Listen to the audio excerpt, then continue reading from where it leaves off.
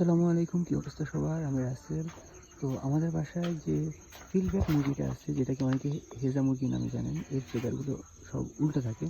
তো এই মুরগিটা প্রথমবারের মতো ডিম পেড়েছে। এটা গতকালকে একটা ডিম পাড়ছে। তো আজকে এটা আরেকটা ডিম পাড়বে। তো আমি সকালে মুরগিগুলোকে ছেড়ে খাইয়ে দাইয়ে এগুলোকে রেখে দিলাম খাঁচায়। তো একটু পর চেক করলাম, দেখলাম যে আগের ডিমটাই আছে। তো নতুন করে কোনো ডিম পাড়েনি। তো আমি এটাকে আবার ঢেকে রাখলাম।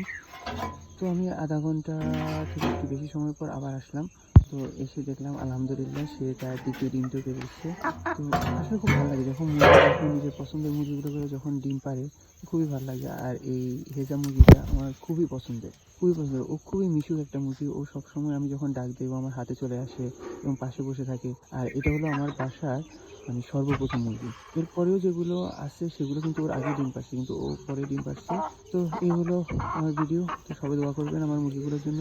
তো এই হলো আজকের ভিডিও। নেক্সট ভিডিওতে আমি আমার বাসায় অন্যান্য যে মুরগিগুলো আছে সেগুলো আপনাদের দেখাবো। আর অবশ্যই মাশাআল্লাহ বলবেন।